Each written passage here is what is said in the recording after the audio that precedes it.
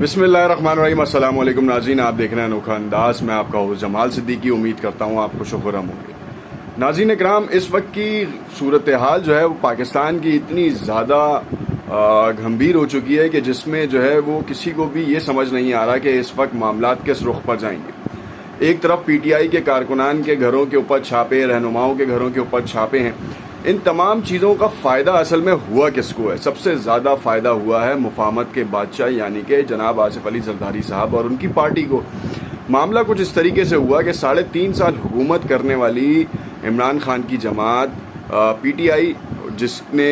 3.5 سال ملک کے اوپر حکومت کی، مگر معاملات اس وقت خراب ہونا شروع ہوئے جب عوام کو جو ہے وہ ریلیف نہیں ملا۔ اچھا، اس میں بہت سارے عوامل بھی تھے، جس میں کرونا آیا اور بہت سارے ایسے مسائل تھے جس نے معیشت کا بھٹا بٹھا دیا، یعنی کہ تقریباً 2 سال تو ملک جو ہے وہ جیسے تیسے چلتا رہا۔ اور عالمی طور پہ بھی جو ہے وہ ہم نے دیکھا کہ ملک کے ساتھ اور دوسرے ممالک کے ساتھ کیا معاملات پیش آئے، جس میں ایک طرف ملک کسی نہ کسی طرح چلتا ہی رہا، چاہے وہ کرونا کی پابندیاں ہوں، نرمیاں ہوں، ان میں گائے بگائے چلتا رہا۔ اس کے بعد ہم نے دیکھا کہ بہت سے معاملات جو تھے وہ پی ٹی آئی کی صفوں میں خراب ہونا شروع ہوئے، جس میں جہانگیر ترین، علیم خان اور پھر اس کے بعد تحریک عدم اعتماد۔ جو 3.5 سال کا گند بلا تھا، یا کہہ لیں کہ جو ناکامیاں تھیں، وہ اب تحریک عدم اعتماد جو سامنے آئی، وہ لگ ایسا رہا تھا کہ تحریک عدم اعتماد سے عمران خان کی مقبولیت کم ہو جائے گی، مگر عمران خان کی جو ٹیم تھی اس نے ایک بڑا جو اسٹریٹجک موو پلے کیا، وہ اس نے اپنی پوری جماعت کو جو ہے وہ بچا گیا۔ ہوا کچھ اس طریقے سے کہ تحریک عدم اعتماد جب پیش کی گئی تو اس وقت عمران خان کی ناکامیاں جو ہیں وہ عروج پر تھیں، مگر جب یہ تحریک عدم اعتماد آئی تو اس نے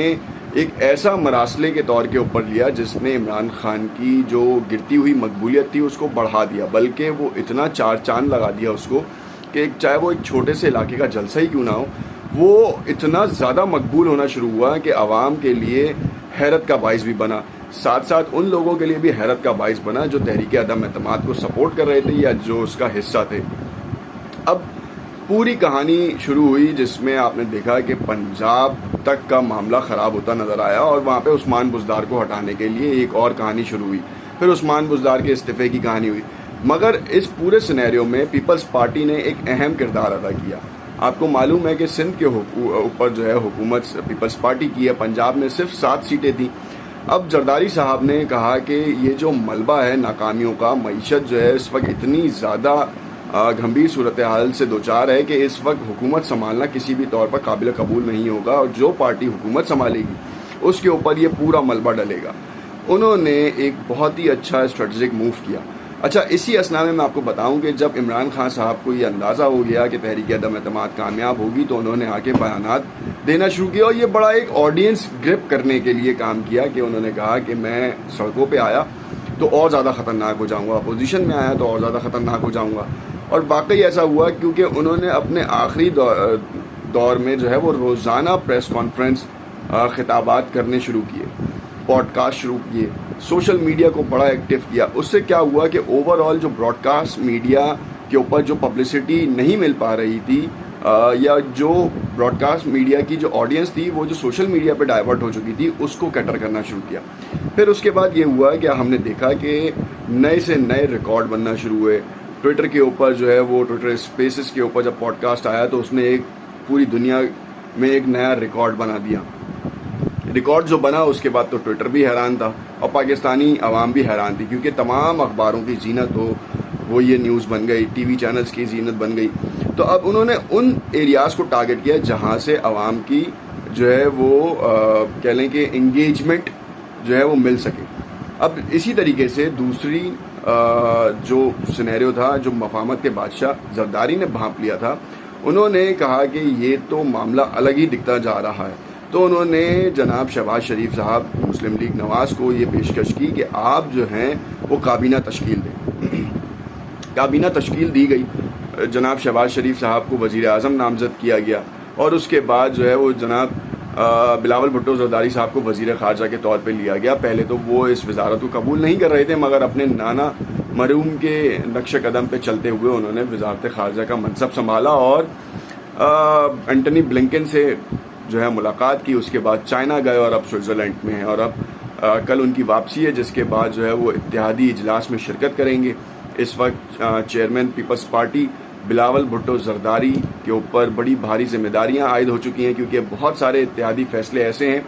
جو ان سے پوچھے بغیر نہیں کیے جائیں گے، کیونکہ اس وقت شہباز شریف صاحب کے ساتھ یہ معاملہ پیش آ رہا ہے کہ ان کو روک دیا گیا ہے یا وہ بڑے فیصلے نہیں کر پا رہے۔ سب سے بڑا جو کرائسس کا جو معاملہ ہے وہ ہے پیٹرول کا۔ یہ پیٹرول کا معاملہ ایک حد پہ لگ نہیں رہا، کیونکہ آئی ایم ایف کے ساتھ جو مذاکرات ہیں وہ کہانی بڑی ہی عجیب چلتی دکھائی دے رہی ہے، کیونکہ آئی ایم ایف چاہ رہا ہے کہ سبسڈی کو ختم کیا جائے۔ اگر سبسڈی ختم کر دی جاتی ہے تو 50-60 روپے کا پیٹرول بڑھ جائے گا، جس کے بعد جو ہے یہ تاثر تو ملتا نظر آ رہا ہے کہ پاکستانی عوام کے لیے معیشت تو ویسے ہی پاکستان کی بڑی ڈھامک ڈول ہو رہی ہے، مگر مہنگائی کا ایک طوفان آ سکتا ہے۔ اب یہ ملبہ شہباز شریف کا تھا نہیں، مگر لے لیا گیا۔ اب اس کانسیپٹ کو کلیئر کرنا بھی ایک بڑا ایک عذاب کا کام تھا، کیونکہ لوگوں کے پاس فائنینشیل نمبرز نہیں ہیں۔ کچھ لوگ لفاظی میں اس طریقے سے آگے بڑھ جاتے ہیں کہ جس کے بعد ان کو یہ پتہ ہی نہیں چلتا کہ کس کا ملبہ کس کے سر پہ ڈالنا چاہیے۔ یہ بات ایسی ہے کہ جس کے بعد جو ہے وہ لوگوں کو سوچ سمجھ میں بہت ٹائم لگے گا، اور اس وقت جو بیانیہ عمران خان کا چل رہا ہے، اس بیانیے کے اوپر تو جو ہے وہ چاہے کوئی کچھ بھی کہہ دے وہ سب فلاپ ہو جائے گا۔ کیوں؟ کیونکہ اس وقت عالمی منڈی میں جو تیل کی قیمتیں ہیں وہ بڑھتی جا رہی ہیں اب، اور دیکھنا یہ ہے کہ رشیا جو 30% کم دے رہا تھا اس کے اوپر کیا کیا جائے گا۔ وزیر خارجہ جناب بلاول بھٹو زرداری صاحب کا ایک بڑا بہترین اقدام تھا، جس پہ انہوں نے کہا،